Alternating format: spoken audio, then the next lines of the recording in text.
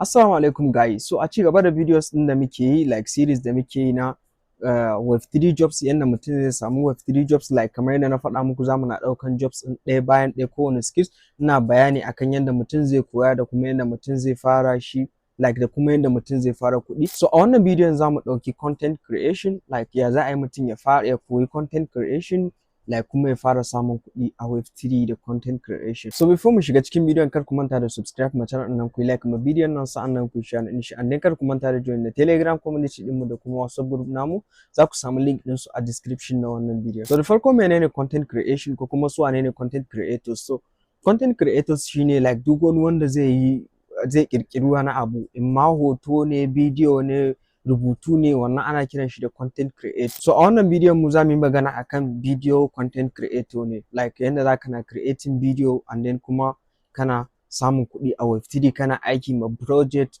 like suna biyan ka. Wanda a content creation ana samun kuɗi sosai da sosai wanda a bidiyo guda ɗaya kawai za ka iya cajan project $200, $500, $1000, $50, $40, $20 is different da viewers ɗinka da kuma yanayin capacity na bidiyon ka. So kamar yadda na faɗa muku zamu na breaking abin from scratch like ya za a yi kai as a beginner ko kuma wanda baka san komai ba ya za a yi ka fara yi. So step 1 shine yadda za a yi ka koyi content creation ɗin. So like ba wai haka kawai za ka je ka fara yi ba. So da farko kana buƙatan ka koya ka fahimci kan yadda abin yake. So ya za a yi ka yi wannan koyon? Yanda za a yi ka yi wannan koyon za ka je ka duba waɗanda suke creating video.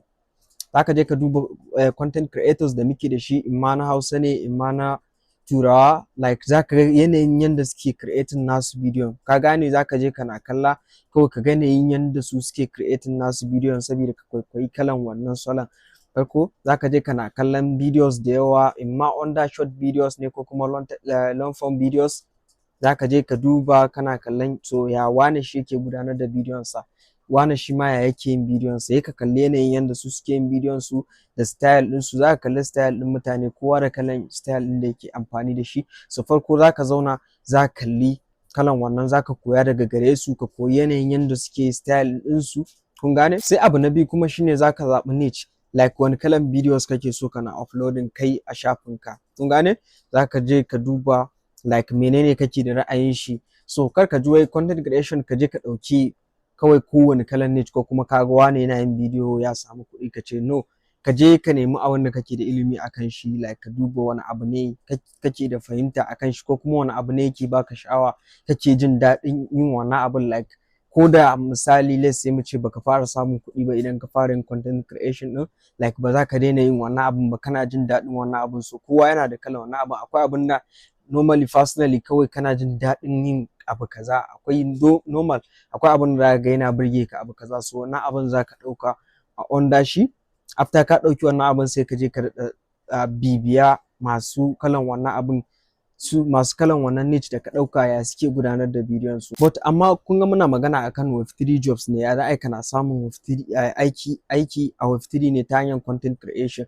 So dole zai kasance bidiyon ka yana relating da Web3, dole zai kasance bidiyon ka yana relating da wannan. Kaga ba za ka je ka ɗauko bidiyo ka je ka fara yin videos na comedy ko na ƙwallo da sauransu ba. Dole za ka zo ka nemi wani abu da yake relating da Web3 ka kama imma crypto ne like wanda in muka dawo ɓangaren Web3 ɗin akwai niche da yawa da za ka iya zuwa ka ɗauka like kana bidiyo akan su. Za ka na iya yin bidiyo akan overall kasuwan crypto like technical analysis kana yin bidiyo dai da irin makamancin waɗannan. Idan ka zo za ka samu niche da yawa a videos ne akan fundamental dai irin in ka zo dai Web3 din za ka samu niche da yawa but amma make sure videos din ka kasance suna relating da shi Web3 din. Kar ka je ka fara yin bidiyon comedy ko bidiyo na ƙwallo ko kuma dai wani abu dai da baya relating da shi Web3. So step number 3 kuma shine fara yin aikin wato za ka yi taking action after ka zaɓi niche ka ɗauki kalan videos ɗin da kake son ka fara yi.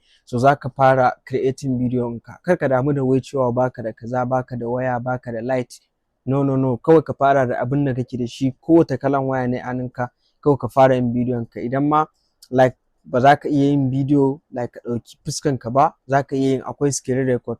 Za ka na bidiyo na screen record wanda yawanci duk wani creator in dai ba wai da kuɗi ya shigo ba za ku ga da aka fara yana yin bidiyo na screen record a hankali yana samun promotion, har za ku ga mutum ya zo ya mallaki kyamarori, light da sauran wasu abubuwa. So kawai ka fara da abin da yake hannunka.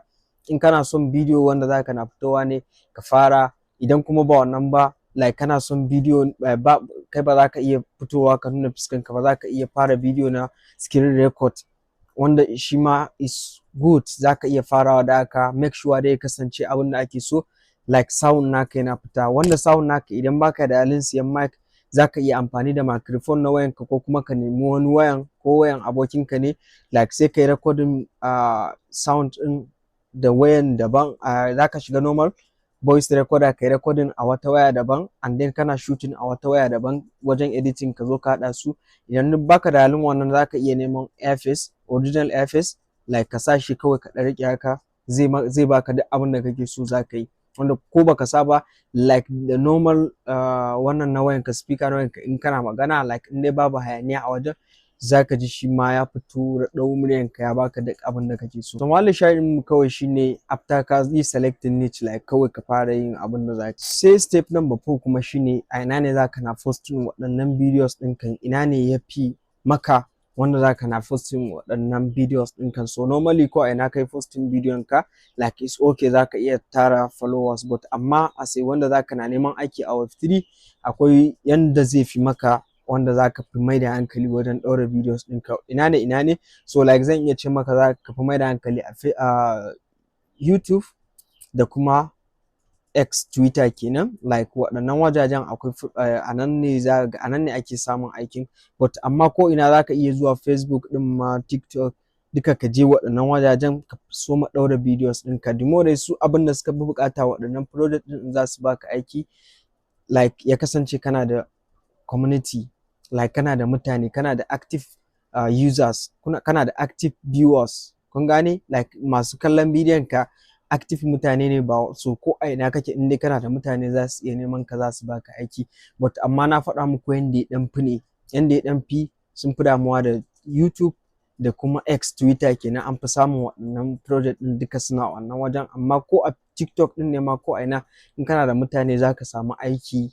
Sai step number 5 kuma shine ya za a yi ka samu wannan aikin after ka yi selecting niche, ka fara videos in kana uploading, ya za a yi ka samu wannan aikin. So normally yanda za ka samu waɗannan aikin like waɗannan project ɗin su za su maka magana da kansu. So ya za a yi su maka magana da kansu, the more suka ga like abin da kake yi, kun gane. So normally idan za ka fara waɗannan videos ɗin za ka na neman wasu niche ne like idan after kai selecting niche ka fara yin bidiyon ka kana yi a hankali za ga waɗannan project din suna ma magana. So ya za a yi su maka magana, so dole a bidiyon ka za ka na ba da yanda za a maka magana. Like in YouTube ne a wajen description naka za ka ajiye wannan naka email address naka, za ka iya ba su Telegram username ɗinka, kawai za ka na saka shi a description na bidiyon ka.